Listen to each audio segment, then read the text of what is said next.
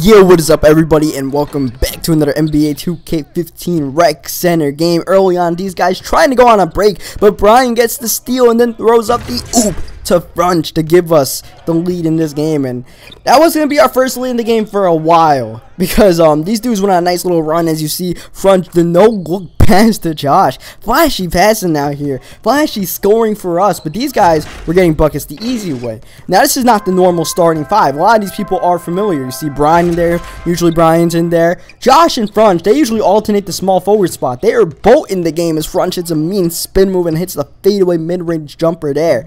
So Josh is actually going to be the shooting guard out here. There's no Walsh and there's no Michael as we throw up the oop to Josh, who spins and slams. So it's a little bit of a different look. And then we also have a random center, since we needed a new fifth guy out here. For some reason, he was not playing defense and left me to guard two people. And eventually I get that allow man to score after trying to stop the center from scoring. And then I get a turnover. The dude's trying to hit us with that little charge cheese, and it worked. So we're going to have to keep that in mind for the rest of the game. You see he's trying to do it again. So we're going to catch him off guard by driving to the rim, pulling up, and then Brian just snags the ball out the air. I don't know if that shot was going in, but didn't really give it much of a chance. It's near the end of the first quarter. We get the steal, and then Frunch taking it all the way and absorbing the contact, drawing the foul there. So we got the center out there, the random center, and then we got this guy beating the buzzer at the end of the first quarter. That hurt right there. I don't know why he was so open, as we throw a pass off the backboard or off the rim there. Just random 2K stuff happening to us right now. We got 3 turnovers in the game, and all of a sudden Brian lags out the game. So that's the one familiar face who's usually in all these games. As thankfully we get the steal here as soon as Brian lags out. And that's going to get Frunch another fast break opportunity. He slams it home there. But Brian lagged out, and that was as the game was getting away from us. We were down like, what, 10 points or something like that. This dude must have dead-eye, because that was a ridiculous shot. It's now a 14-point deficit for us. I'm open for 3, just spotting up, waiting for someone to find me, and we get the perfect release. That's our first 3 points of the game. So after Brian lagged out, Brian is a big part of our offense. He gets quite a few touches as we pull up this 3-pointer again.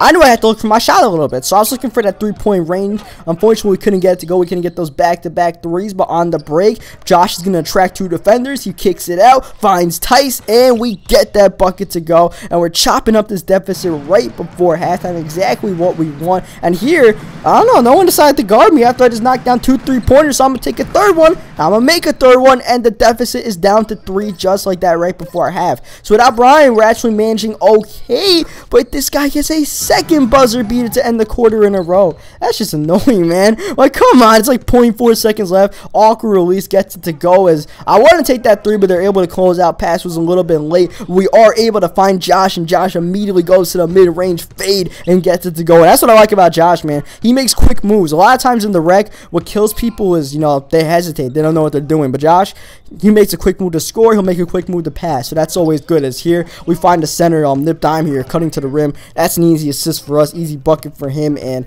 we're trying to hang into this game. We cut the deficit right before the end of halftime, but now they extended it a little bit, though. Even though we're trying to look for our shot a little bit more, we still got to look for our teammates, especially when they're wide open like that. You penetrate, you kick, and you find Frunch there, and then we find Josh, and he attacks the rim. We're starting to chop this lead back up. That's not a good shot. That's a rebound for Frunch. That's a fast break for us. I'm spotting up in that corner. This is a sweet spot for me. I'm liking that corner spot, and we knocked down another 3 in the game. 12 points, all off 3-pointers, and now a chance to take the lead with any sort of bucket. Josh open from 3, can't get it to go, though. That was just, all that hard work since the end of that second quarter led up to that moment. Instead of getting that shot to give us the lead, all of a sudden the momentum swung back to them. Frunch open 3 in transition, looking to go 2 for 1, isn't able to knock it down. All of a sudden they're looking to go 2 for 1, and this dude, I'm telling you, this dude must have had dead eye or something, because he was knocking down some ridiculous shots throughout the game. You see, my dude's still trying to draw charges,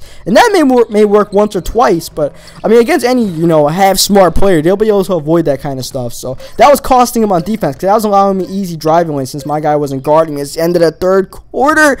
Oh, thank God we didn't allow another bucket at the end of the third, because that was actually an open shot there. As you see, My guy keeps on trying to draw charges, so once again, I'm able to get driving lanes. I'm able to find teammates. That's Frunch again, who's having a pretty big game. As here we find Nip Dime in the paint there, but he just, I don't know what the hell happened to him. He missed the layup and he fouled the man, so that was not a good look for us. Those are normally pain points that I find to Brian, but since Brian wasn't here, I had to give it to our center, who wasn't really converting them. As ended a shot clock, that guy had to take that shot, wasn't able to finish it. We're starting to push the ball on the break. We find Frunch, who drives still. We're in quick move there, and it's a 3-point game in it. Is that the epic music? Yeah, it's the epic music in a rec game. That's when you know things are about to get wild, at least for them. That dude drives to the lane and slams it with 2 hands. Fourth quarter, we got to play some defense out here, and we also got to play offense. Once again, that's a touch that would go to Brian instead of went to our center, who threw it off the back of the backboard, and that's a turnover. And now we're down 8, and I'm pushing too hard. That was not a good shot. This is a decent shot, and I'm trying to just stay confident in my shot. Maybe I'm a little bit too confident in it. That's back-to-back breaks for us, and that might just do it. And if that didn't do it, this will do it. That's a mean crossover. Me and Frunch were both reaching, and that dude was teaching. Now it's a 10-point lead with under 2 minutes to go. We're desperate for a bucket, and Josh is not able to deliver, but CPU Brian gets the rebound and putback, so that kind of keeps us in the game. And then we play some good defense on our dude here. We force a quick shot, and that's what we need. We need a quick shot, and then Josh, nice pass to Frunch, but Frunch not trying to get blocked, runs out to the 3-point line, and bang, he's got it to go. That's a 5-point lead just like that. It's a very manageable deficit here, especially if we can get a stop here. And look at 5'11" Denny Tice stopping the layup in the paint. Frunch gets the rebound. He's pushing the ball on the break. We're looking to get a quick bucket here. We're penetrating. We're finding Josh wide open for 3, but he can't get it to go. But look at CPU Brian with the putback slam. It's a 1-possession game. Again, they're going quick, but this time they get a back-breaking offensive rebound. We have a chance to tie the game. We could get a stop here. They're going quick again, and they get blocked. Tice on the rebound, his first of the game. A chance to tie. We're looking to go 2 for 1 in any scenario. Frunch back out to Tice. Perfect release for the tie. Denny Tice from deep. And now we need to get one more defense to stop it. That's too much to ask, and then we can win this game in regulation. The defense is scrambling. We're looking to put the pressure. I especially have been scrambling all over the court, trying to force stops out here. 10 seconds left. They find an open man, and that's my man. That is my man. I left them open, and that's for the lead. That's my fault. I got to redeem myself. So looking upfield, we find Frunch. They're all looking at me. So Frunch is driving to the rim for the tie. He gets blocked. Rebounded by the center. Clock winding down. Tice, bang, for the lead. Denny Tice, perfect release. There is no question about that one. Now 1.9 seconds left for them to create a miracle across the court for the win. No good. And we get the victory thanks to 2 perfect release 3s from Denny Tice. Just clutch all around throughout that game, throughout that last 2 minutes. A 10-point deficit.